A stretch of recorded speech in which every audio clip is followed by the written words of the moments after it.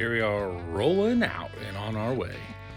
We got there and it was just super rainy. We got all set up and watched it rain and watched it rain and watched it rain. So we went ahead and went back to the Airbnb, because as you can see here, it is just literally freaking pouring. So we went back to the Airbnb and we found some activities to do while assembling some spec wheels for Glenn.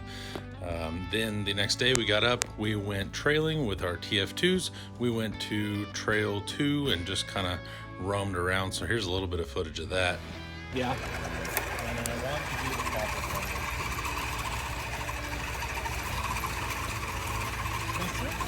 Don't look quite after that. As you can hear, my TF2 was already pretty upset. I'm not real sure what happened, but we drove. You can see here we're taking part in the destruction of the house. Me and the boys hanging out, knocking down houses and stuff together, and then we'll go across this bridge. Nothing too crazy, just a little bridge over a little culvert, I think is what it was. It's got a little wing to it. A bit. Yeah, she's leading the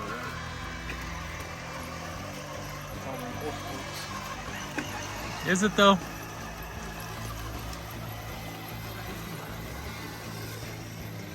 That how that works?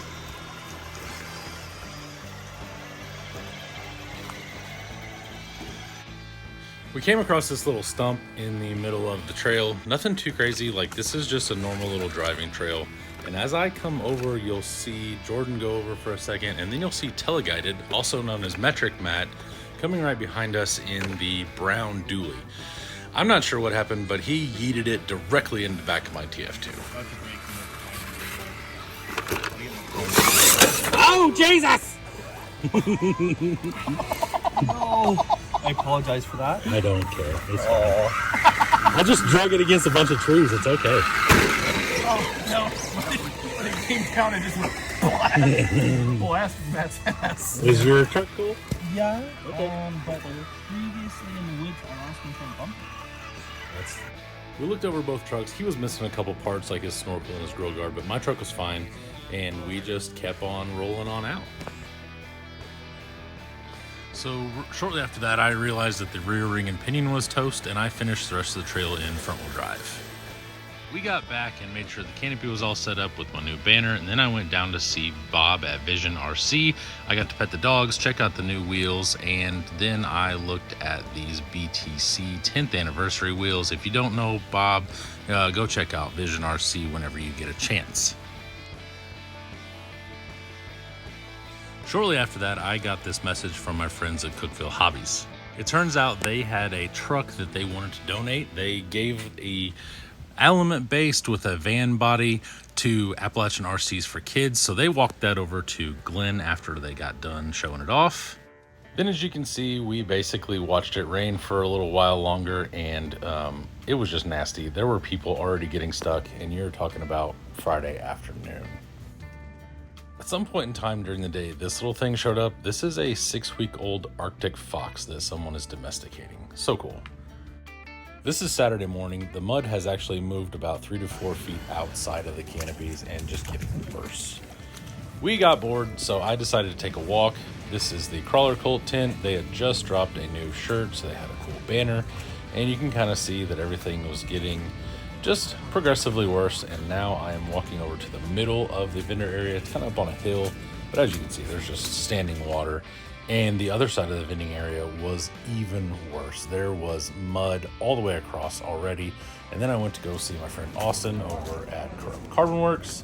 This is what his canopy looked like. That's up, that's down, that's up. Then I went over to talk to my friend Andrew, and I was just basically letting this roll as I was chatting to him, just watching the trucks go by in the mud, seeing if anybody was going to do anything cool, but nothing really happened. You get the idea. This place was just a slop fest, and people were having a blast. You gonna do something silly? No. You gonna do something silly? No. Oh, damn. All right. No. The receiver's just hanging out in the middle of the Oh, yeah, that's a little... Shortly after that, I had the chance to purchase a truck that I've been chasing down from a guy that I know named Chad Harvey, and then I got to stare at it while we watched it rain.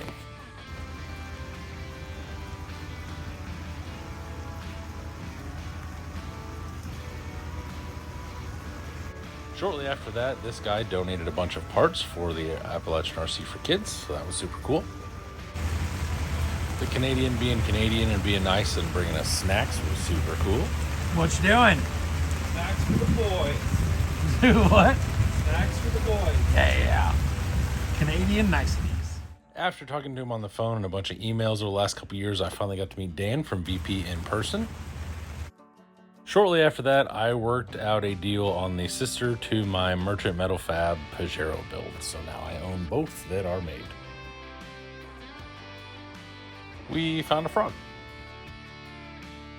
Here's the creek as we were leaving on Saturday. Someone at some point in time said that there was 3 feet of water or more in some parts of the creek, and normally it's basically dry with a little bit of puddles.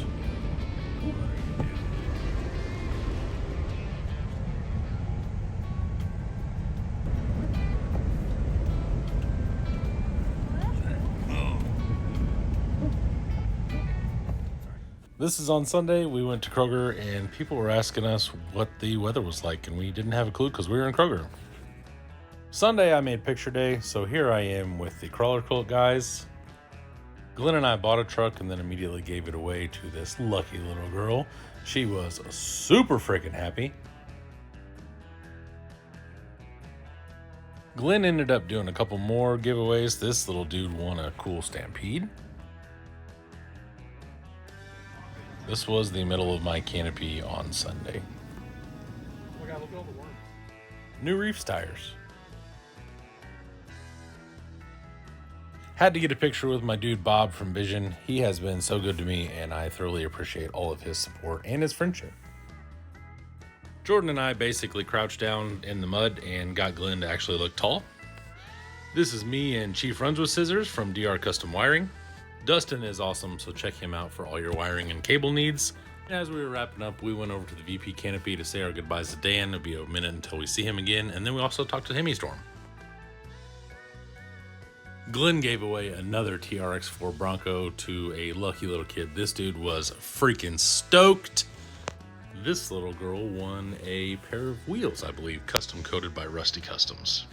Then at that point, it was time to roll out. We slogged through the mud, got completely disgusting, stopped at the gas station, changed our shoes, and as you can see here, like, it was insanity.